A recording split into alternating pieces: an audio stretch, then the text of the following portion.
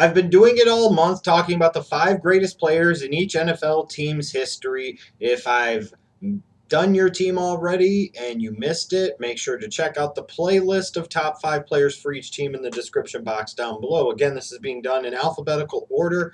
So if you're a Seahawks fan or 49ers fan or Redskins fan, I haven't gotten to your team yet, but I will still here in the next couple of days. Today I'm here to talk about the five greatest Philadelphia Eagles of all time.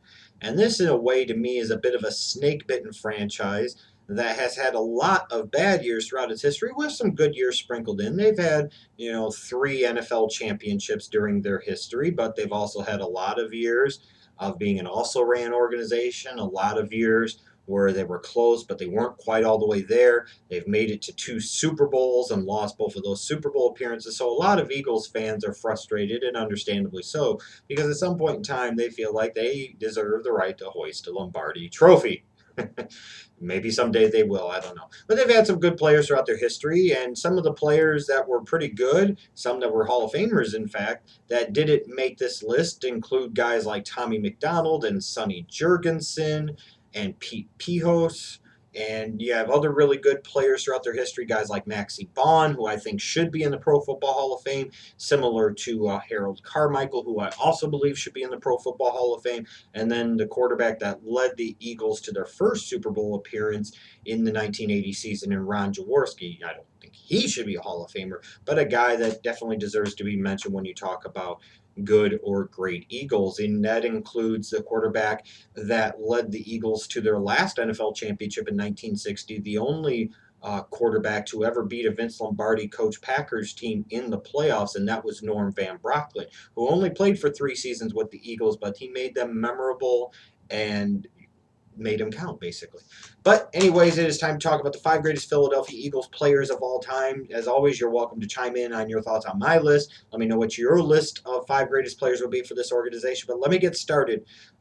Number five, I actually had trouble with this one because I almost put Pihos on the list, but I kept him off. I ultimately went with Brian Dawkins, a second-round choice out of Clemson in the 1996 NFL Draft. Those Eagles teams of the 2000s were really good. They were consistently a contending team. They were in the mix for the playoffs almost every year and made it to 5 NFC championship games during the time that Brian Dawkins was there. And when you look at Dawkins, he was one of the premier free safeties of his time, a 7-time Pro Bowler, a 4-time All-Pro, and he really was the face of that Eagles defense. He was the heart and soul of that defense on those very good Andy Reid coached Eagles teams of the 2000s. And I think someday we'll have a place, even if it'll take some time, in the Pro Football Hall of Fame, and I do believe that he deserves to be on this list at number five. But I don't think he was the best or most important player to those Eagles teams of the 2000s. I think that was ultimately Donovan McNabb.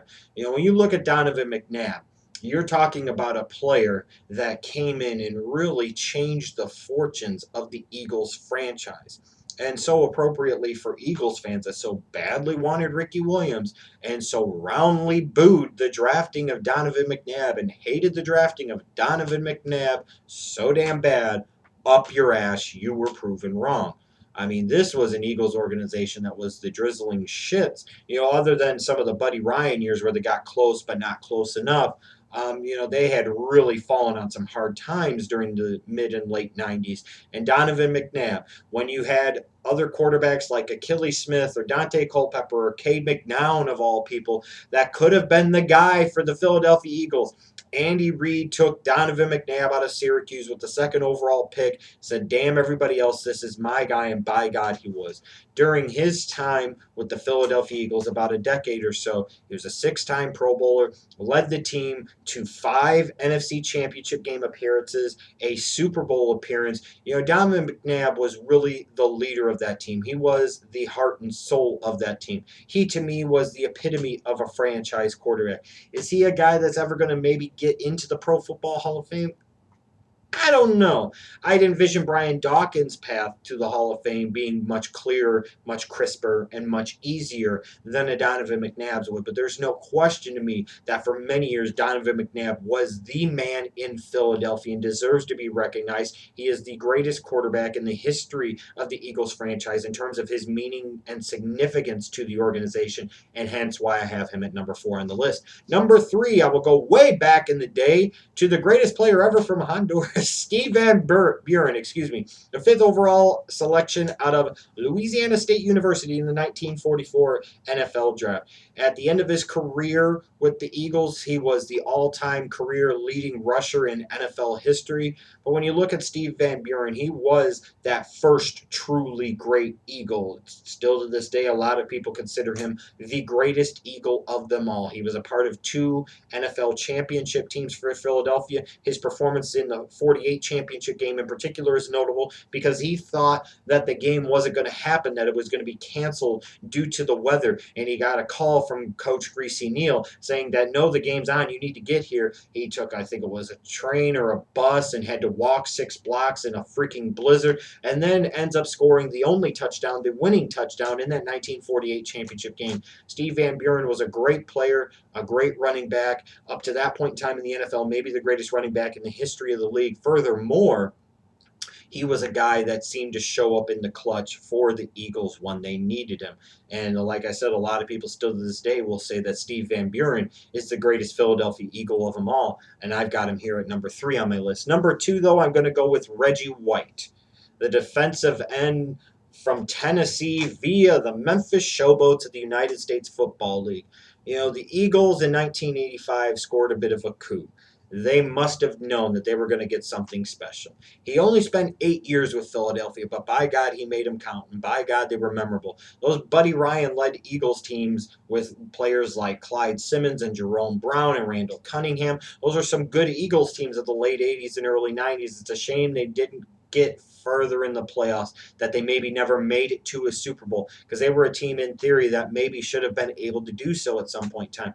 But it wasn't the fault of Reggie White, because this guy was a dominant player. You know, relatively well known as the greatest defensive end in the history of the National Football League. During his 8 years in Philadelphia, 7-time Pro Bowler, 6-time All-Pro, a 2-time league leader in sacks. All 8 of his seasons in Philadelphia from 85 to 92, every single season he had at least 11 sacks, including a 21 sack season and 18.5 sack season.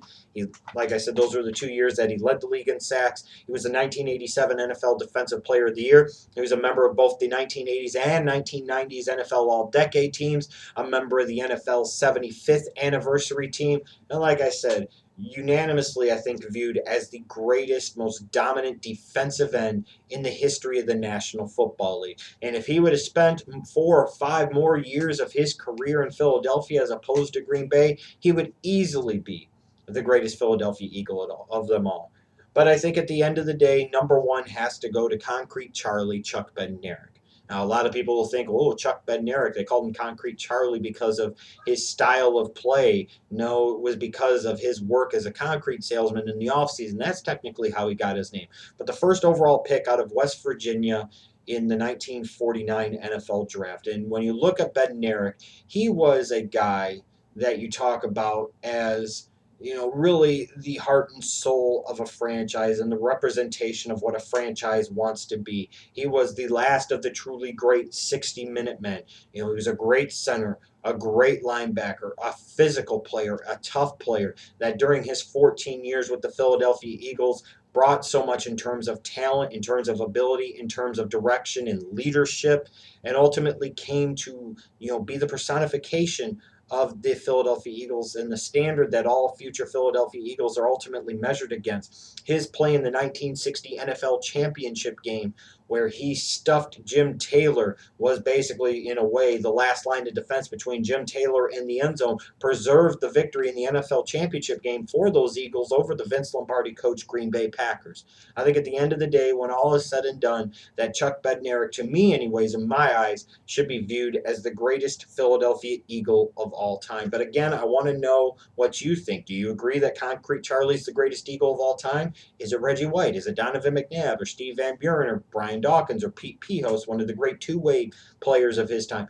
Feel free to chime in on your thoughts with my list, and let me know your list of the 5 greatest Philadelphia Eagles of all time. Next up will be the Pittsburgh Steelers.